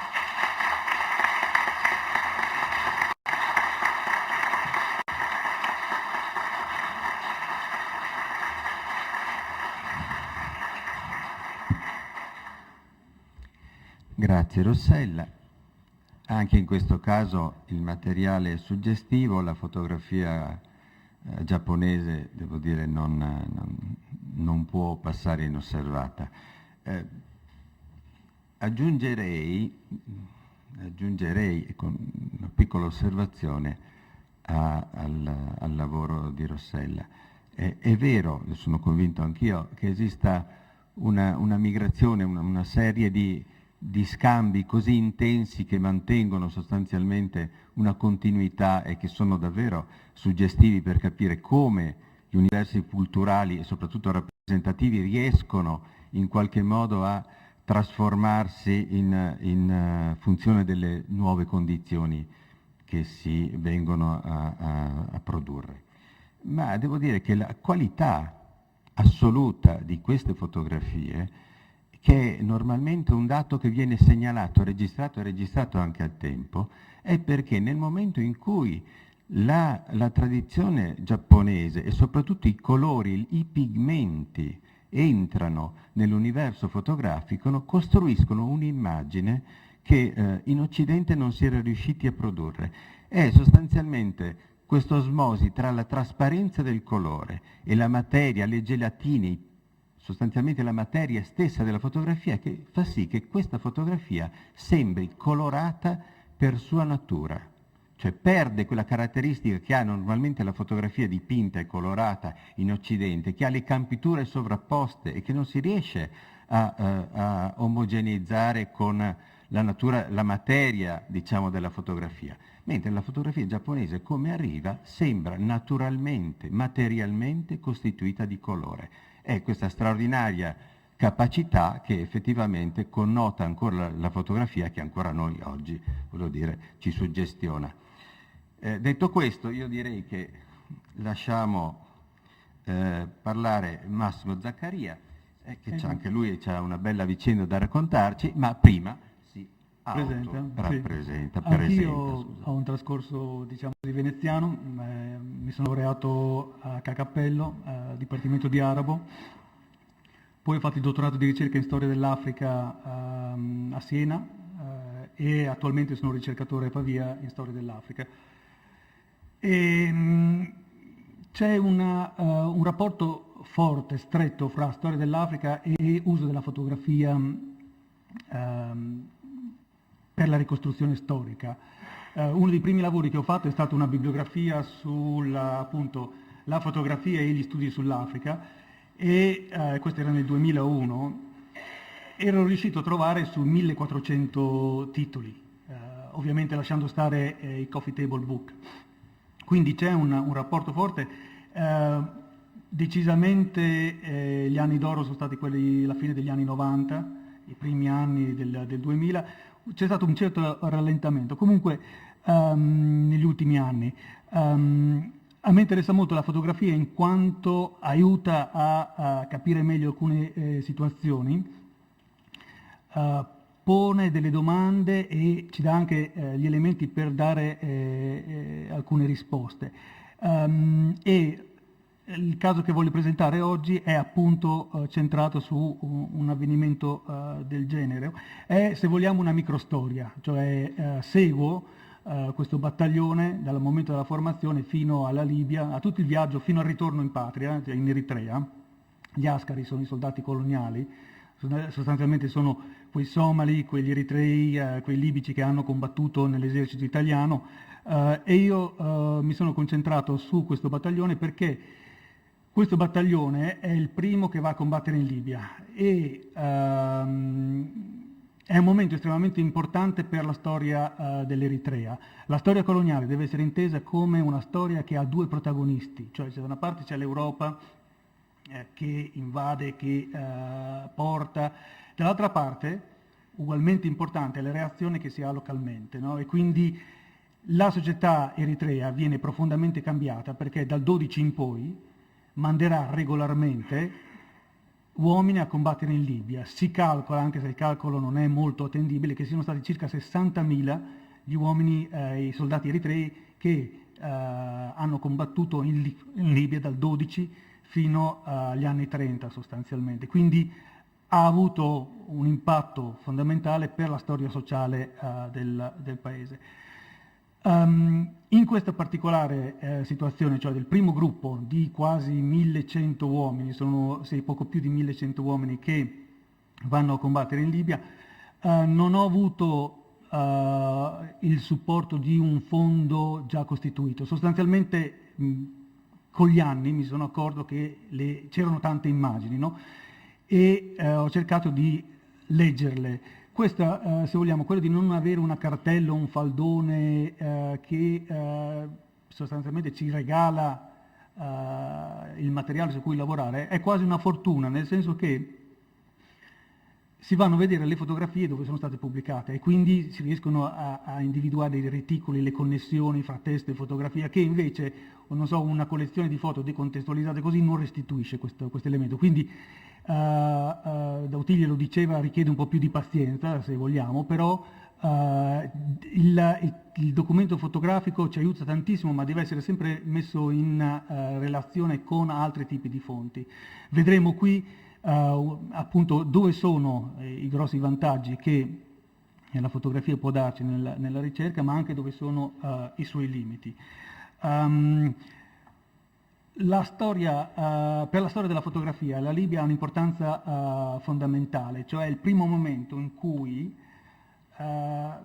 una serie di circostanze abbastanza importanti fanno sì che sia una guerra per immagini, forse la prima guerra italiana per immagini, non solo fotografiche, nel senso che in Italia aumenta la percentuale delle persone che sanno leggere e che leggono il giornale.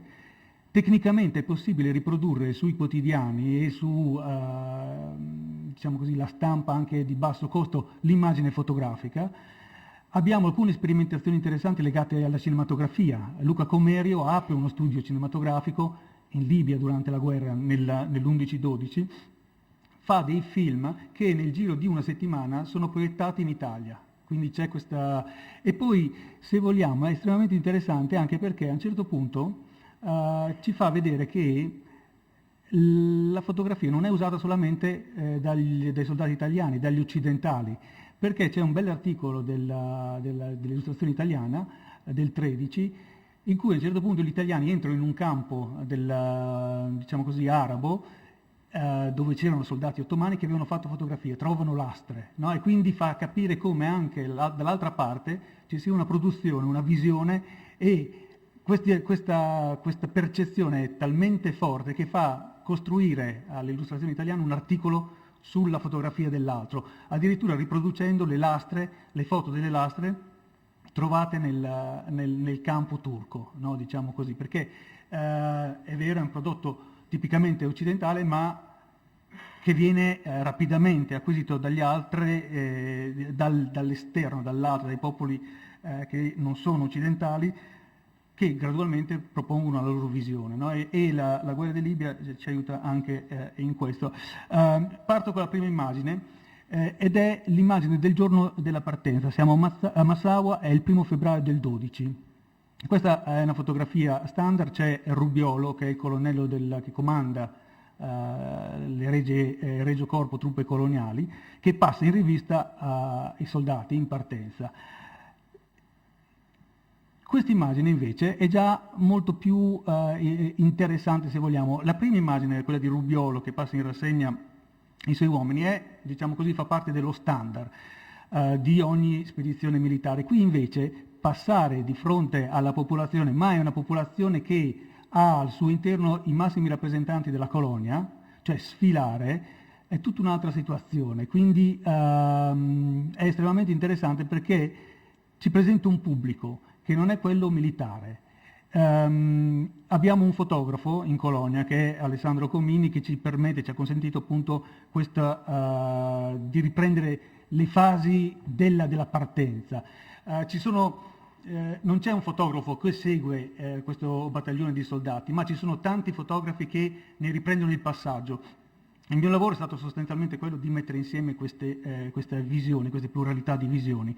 E c'è anche un altro pubblico che sta guardando, che è quello italiano. L'immagine, probabilmente dello stesso Comini, fa vedere la lancia del colonnello Rubioli che va a bordo dell'Europa, che è il vapore che sta portando, che deve partire da Massawa per portare i soldati in Libia. Ed è l'illustrazione italiana che la pubblica, quindi è una sede abbastanza prestigiosa, e l'illustrazione italiana segue, diciamo così, coglie il passaggio del convoglio per il canale di Suez. Qui siamo a Port Said e c'è il Cavour che passa. Quest'occhio diciamo così, non c'è un fotografo, sicuramente non c'è un fotografo a bordo, però abbiamo le fotografie di tutte le fasi del passaggio di questo battaglione. Qui siamo a Tripoli e vengono sbarcati in questa situazione con un barcone, c'è un vaporetto che lo spinge verso l'imbarcadero. Sempre qui siamo sull'illustrazione italiana e abbiamo il momento, questa volta su delle piccole scialuppe, delle lance, dello sbarco, no, di questi uomini. E questa invece è una fotografia che è riferita alla stessa situazione, però viene da un archivio privato, cioè molto materiale mi è stato fornito anche da collezionisti, perché per questo tipo di ricerca il collezionista privato è ancora una fonte insostituibile. Che cos'è? Gli uomini sono fatti allineare del battaglione, in testa al battaglione abbiamo il colonnello De Marchi che è il comandante del battaglione. Questa invece è una situazione qualche giorno dopo, l'11 febbraio, c'è diciamo così, la rivista degli Ascari in città e anche questa è una situazione abbastanza strana, non necessaria. Cioè, non è detto che tutti gli uomini che arrivano in Libia a combattere debbano poi sfilare per la città. L'Italia parte con 60.000 uomini e arriva a averne 100.000. Non era, tecnicamente anche non era possibile riservare questo tipo di celebrazione a tutti questi uomini. Quindi probabilmente c'è un progetto, chiaramente c'è un progetto dietro che poi cercheremo di analizzare andando avanti. E questa immagine deve circolare, perché? Perché abbiamo una cartolina, anzi ne abbiamo due su questa situazione, che è relativa a un giorno. Come faccio a dire che questa situazione ci sono degli elementi, per esempio le fasce del battaglione, ogni battaglione coloniale eritreo ha una sua fascia, quella del quinto è scozzese, il fiocco nel fez, la corrispondenza, i timbri delle cartoline dicono che questa è relativa al quinto battaglione e quindi la sappiamo situare, sappiamo il giorno, sappiamo anche l'ora. Poi ovviamente dopo queste parate il battaglione viene inviato a combattere e anche qui abbiamo l'occhio fotografico che lo segue e lo fa vedere in Italia. Anche qui è l'illustrazione italiana. Che cosa si aspetta dagli eritrei? Perché sono stati chiamati gli eritrei con questo ritardo? La campagna di Libia viene diciamo così, pensata, inquadrata dall'esercito italiano come una guerra nazionale, l'Italia contro l'impero ottomano e quindi una guerra convenzionale. Si rivela invece una guerra decisamente diversa, una guerra non convenzionale, dove l'esercito italiano ha delle grossissime difficoltà nella mobilità. Quindi dagli Ascari ci si aspetta soprattutto la mobilità, che è un elemento che riusciva estremamente difficile all'esercito italiano. Quindi il primo scontro è a Bir al-Turki e appunto anche questo è il senso del seguire il battaglione che viene restituito dall'illustrazione italiana, gli Ascari eritrei al battesimo del fuoco in marcia verso Bir al-Turki. E questo è il primo combattimento, c'è anche un secondo combattimento che è anche questo seguito e pubblicato, fatto vedere agli italiani e questo è il battaglia dell'Oasi di Zanzur. Ovviamente combattimenti vuol dire morti e feriti. Allora cosa succede? Una parentesi. Sono estremamente popolari gli Ascari in questa fase storica perché ogni giorno arrivano notizie in Italia sulla loro presenza. Questa è una vignetta che è tolta dal Corriere dei Piccoli di quei giorni, 17 marzo. Non solo, i bambini italiani cominciano a giocare agli Ascari e questa è abbastanza significativa come immagine, non è molto chiara, comunque è un plotone di Ascari bianchi, la guerra in Italia del Corriere dei Piccoli e siamo ad agosto, cioè dopo la visita degli Ascari, perché cosa succede? Alcuni feriti vengono portati in Italia per le cure mediche, vengono portati a Caserta. A Caserta arriva, e questo è un dettaglio, il re e la regina, incontrano, parlano con un Ascaro, l'Ascaro cosa chiede diciamo così, nella visione, nel racconto che viene fatto, chiede di poter visitare Roma e dopo qualche giorno il re dà il suo assenso, cioè questo è il racconto italiano se vogliamo e in effetti gli Ascari vengono portati a Roma, sono una quarantina di Ascari che vengono portati a Roma con una fortissima attenzione, no? sul loro passaggio, copertine, cominciano a saltare fuori le prime copertine, e una partecipazione popolare che è straordinaria, ma si capisce nel senso che è stata costruita questa presenza. Qui abbiamo la stazione Termini che il giorno dell'arrivo dei 45 Ascari è presa d'assalto i giornali dicono 60-80 mila persone. Incrociando le fonti, cioè fotografia, giornale, per esempio questa non riporta l'immagine, però è la stampa e descrive il momento dell'arrivo degli Ascari, che sono alle 17:25, no, secondo le cronache, del 26 giugno. E la descrizione, cioè soprattutto questa salgono sui vagoni fermi sui binari, è un'immagine, è questa immagine sostanzialmente, che invece salta fuori dalla tribuna illustrata. Cioè questa massa di persone che travolge il cordone di sicurezza e impedisce anche agli Ascari di uscire dai vagoni, addirittura saltano sopra il tetto, e fa capire che c'è un'attesa spasmodica di questo gruppo. Perché questa è solamente l'avanguardia, viene deciso di inviare anche tutto il battaglione. E questa è una copertina legata all'uscita degli Ascari feriti dalla stazione Termini, e vuole far vedere il pubblico la ressa che c'è fuori, non solo dentro ma anche fuori dalla stazione. Allora, dopo poche settimane arriva il grosso degli Ascari, e qui arrivano a Napoli. A Napoli tutta la città si mobilita, le autorità locali accolgono gli Ascari. Ecco qui ancora la foto della ressa, in mezzo si vede quella linea bianca che sono gli Ascari, che hanno, diciamo così, la divisa bianca, e poi si arriva a Roma. Anche qui un grossissimo lavoro sull'immagine, due serie, cioè la stessa immagine in 2 serie di cartoline, bianche e nere a colori, l'arrivo degli Ascari, anche qui 2 serie di cartoline, mancano gli italiani sul vagone, ma perché è stato steso un cordone di sicurezza di 600 uomini intorno alla stazione Termini, però fuori dalla stazione è il caos totale. E a Roma cosa succede? Succede che gli Ascari sono estremamente popolari, però vengono inseriti in un percorso che va a letto, che non è casuale. Primo gli viene fatta montare la guardia al Palazzo Reale, che insomma ha un significato forte nella visione degli italiani. C'è una cartolina che ce lo testimonia, ma non solo, l'illustrazione italiana ancora, ma non è l'unica, che ci presenta questo momento. Viene fatto sfilare davanti al re. Il re cosa dice? Questa è un'altra cartolina, siamo il giorno dopo, abbiamo una cartolina al giorno se vogliamo, articoli, vari articoli ogni giorno, varie immagini. Questa è una selezione di immagini, ci sono molto più immagini, ho raccolto molto più immagini. La cosa interessante è la frase del re, che dice: essi sono degni della nazione della quale sono divenuti cittadini, che è una frase che ha un suo peso. Perché il quinto, e qui si vede bene, il trombettiere ha la fascia scozzese, quindi non può essere che questa situazione. Ce la racconta anche l'illustrazione italiana con questo paginone, tutte le fasi della parata.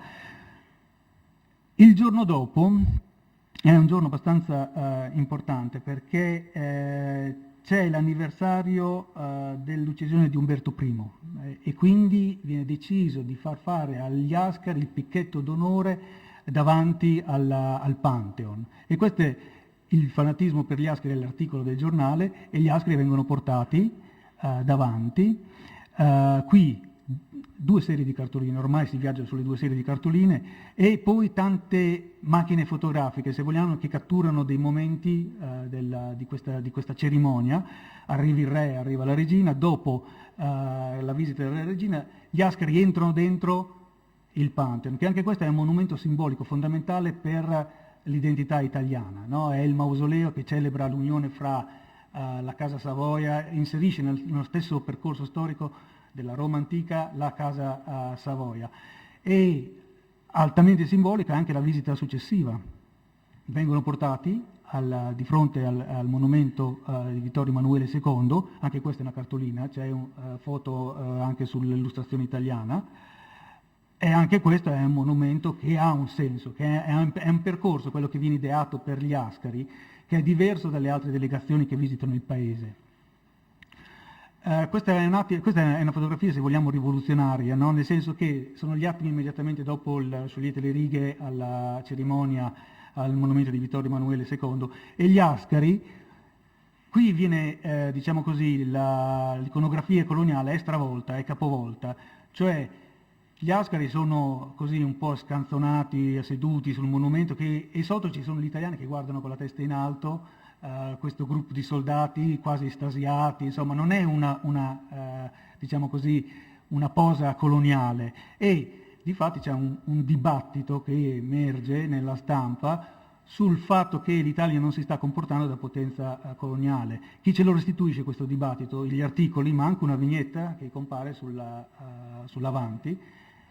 Il personaggio è il re d'Italia, perché c'ha la greca, che è una prerogativa del re, e cattura tutto quello che sta succedendo in questi giorni, in questi brevissima,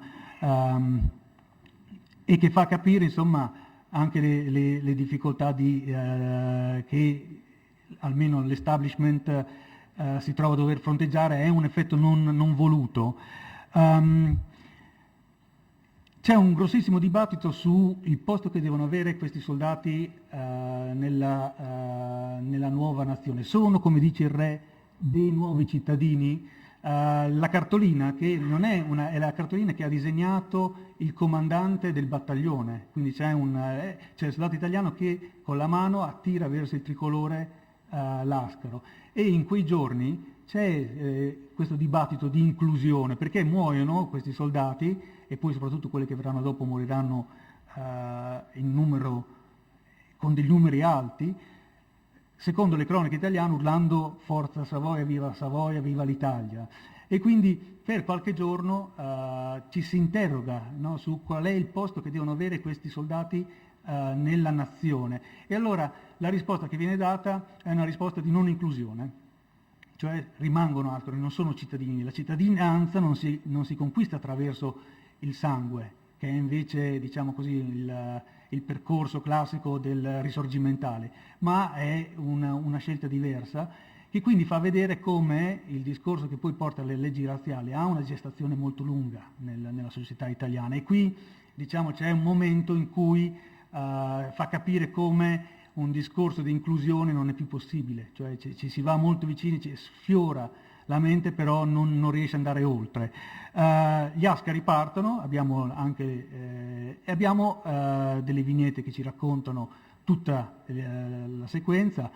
Abbiamo il ritorno, anche le fotografie sul ritorno. Questo è il treno che da Massaua arriva a Asmara e sbarca agli Ascari, le parate ad Asmara, e gli ufficiali che hanno comandato con le loro signore si fanno riprendere. Abbiamo una fotografia a destra che non diventerà quella ufficiale, perché non è diciamo così, non cattura, e invece a sinistra diventa quasi l'immagine ufficiale. E poi abbiamo altri battaglioni Ascari che nel 13 visiteranno l'Italia, sono quasi 8, quindi sulle 6.000 persone, sui 6.000 soldati. Troviamo una traccia nella pubblicità, ad esempio, queste le copertine del Touring, quindi copertine che hanno un 140-150.000 lettori, il vermouth, e poi le scarpe, 1913. In quei giorni, in quei mesi, ci sono riflessi nella musica, 2 canzoni ho trovato, riflessi sulla letteratura, una narrazione, una novella centrata su questa presenza. Però ogni immagine potrebbe contribuire ad aprire degli scenari. Io ho preferito in questa circostanza lavorare sulla serie, no? Allora, c'è una cosa estremamente importante: perché farli vedere? Cioè, non erano obbligati gli italiani a portarli in Italia, anzi è estremamente complicato portare 1.100 uomini in Italia, dispendioso, complicato, deve avere un significato. Perché farli vedere a Tripoli? Non era necessario farli vedere sfilare in città. Perché farli vedere in Eritrea così tanto, no?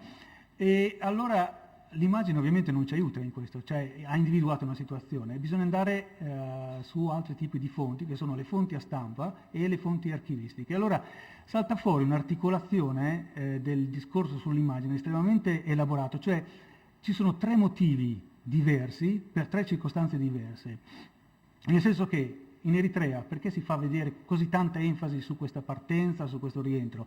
Perché gli italiani non sono sicuri sulla risposta locale a questo nuovo tipo di esperienza militare. È la prima volta che vanno fuori in massa i soldati eritrea a combattere così lontano da casa.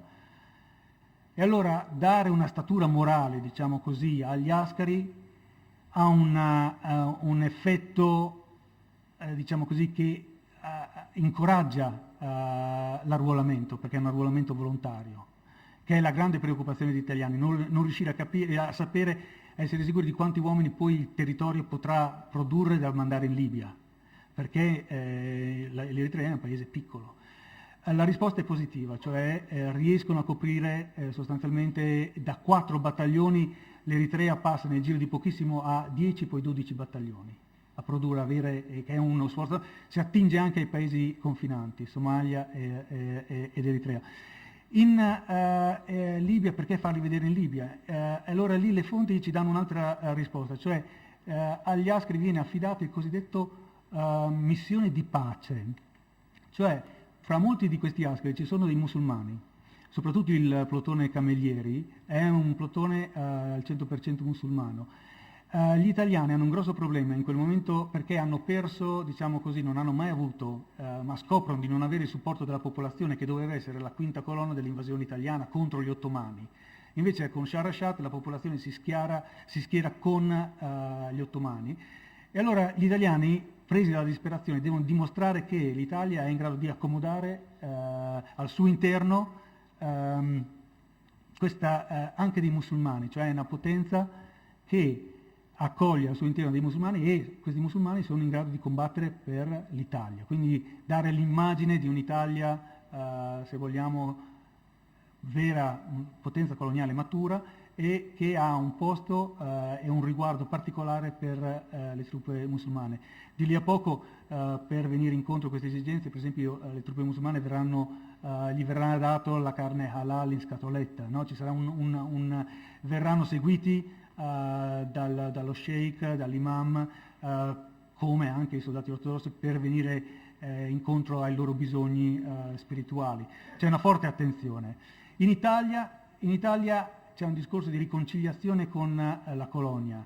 L'Eritrea è nell'immaginario del periodo Adua, corrisponde a Adua, che è una sconfitta, no? La sconfitta diciamo così, che traumatizza il paese, e dopo Adua l'Eritrea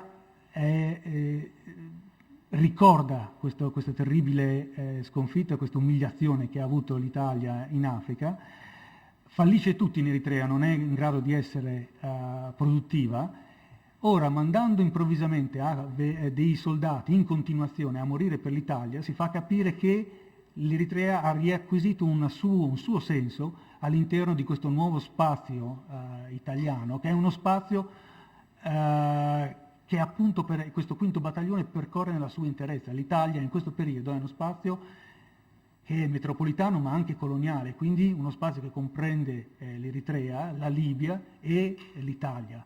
E quindi l'Eritrea ritrova un posto in questo nuovo spazio italiano.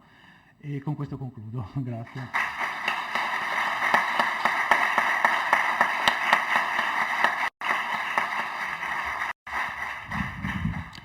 Grazie Massimo. Devo dire veramente convincente questa lettura della vicenda, facendo lavorare le fonti, facendo lavorare e costruendo un'interazione così stretta tra le fonti iconografiche, le fotografie, le loro declinazioni a stampa, a dimostrazione che effettivamente può esserci un grosso lavoro da fare da questo punto di vista, che può essere fruttuoso, penso, per tutti noi, e che in fondo rende giustizia alla fotografia, perché la riporta all'interno dei processi produttivi in tutta la sua ricchezza. Se noi smettiamo di immaginare la fotografia solo per la sua capacità rappresentativa e ci fermiamo all'oggetto fotografico e non riusciamo a capire quante declinazioni, quante forme di sviluppo poi questo oggetto e la rappresentazione che esso ci propone ha, bene, se noi non riusciamo ad allargare lo sguardo sopra tutte le declinazioni possibili e i loro utilizzi, effettivamente la fotografia diventa una specie di vicolo cieco. Bene, invece qui abbiamo una dimostrazione che in realtà, come peraltro l'abbiamo avuta dagli altri due interventi, che in realtà allargando il campo, allargando l'ottica, effettivamente i risultati si possono ottenere e ottenendo questi risultati si arricchisce la disciplina o le discipline che attraverso la fotografia partecipano. Devo dire che un paio di aspetti mi sembra che ci offrono degli spunti suggestivi. Uno è l'aspetto progettuale che la fotografia riesce a attivare nelle varie situazioni. Abbiamo visto come si possa immaginare un'impresa di rilievo assolutamente sia economico che diciamo visuale, si possa immaginare attorno alla necessità di consolidare ad esempio la presenza negli imperi, sostanzialmente nei territori assoggettati. Oppure abbiamo visto come, e questo vale per la relazione invece di Rossella, abbiamo visto come quando la fotografia viene in qualche modo metabolizzata, quando entra, quando viene accolta, generi delle trasformazioni così significative che in effetti ci offrono altre forme di rappresentazione, fanno maturare altri modi di rappresentare. Nel caso di Rossella poi c'è ci ha presentato, anzi c'è una serie di immagini che rappresentano i fotografi in azione. Bene, io se faccio conto di quelle immagini di questo tipo che io ho incontrato o casualmente così, oppure nel caso mio anche nell'esperienza di ricerca relativa alla fotografia Qajar, devo dire che queste fotografie sono estremamente significative perché sono indicative di una serie di condizioni. Ad esempio nel caso della fotografia Qajar il fotografo viene rappresentato ovviamente con la tecnica convenzionale del locale, e cioè con una miniatura, non con una stilografia ma con una miniatura. E il personaggio effigiato è un alto personaggio di corte, è un principe, e il dato significativo di questa fotografia però è che questa rappresentazione rompe sostanzialmente i modelli della rappresentazione dinastica, perché normalmente non si trova, almeno nell'esperienza Qajar, delle rappresentazioni del sovrano che sia subordinato ad altra autorità. In questo caso il sovrano è subordinato all'autorità del fotografo, è assolutamente sottomesso, cioè il fotografo lo controlla. Questa immagine diventa un'immagine che poi diventa emblematica poi per la storiografia persiana, ma diciamo anche invece in questo caso si notano alcuni particolari molto belli. C'è questa immagine del 1900 ad esempio in cui si vede tutto il laboratorio fotografico, la scena eccetera, e di nuovo c'è un vassallo che comunque in ogni caso ha una sua autorevolezza, come un personaggio importante, e anche lui è sottomesso al fotografo. In più c'è qualche dettaglio che può essere significativo forse anche dal punto di vista della formalizzazione dell'immagine, ma in realtà c'è un palo con un filo del telegrafo che evidentemente è semplicemente una notazione, perché la fotografia e il telegrafo viaggiano normalmente assieme nei paesi così diciamo o assoggettati in cui l'Occidente è presente. Bene, io a questo punto direi che abbiamo raggiunto l'orario, mi sembra abbastanza regolare, nessuno ha protestato. Cosa potrei aggiungere? Per un po' di campanilismo direi bene, in questo caso Ca' Foscari contro Padova 2-1. Giusto? Lo dico così appunto, non so se c'è, no, non c'è, va bene, mi spiace, qualcuno glielo riporti, io non mi sono messo all'italiana, 2, 3. Il caffè ci aspetta, grazie infinito, grazie. Nessuno di farlo al momento. Non c'è nessuno di farlo.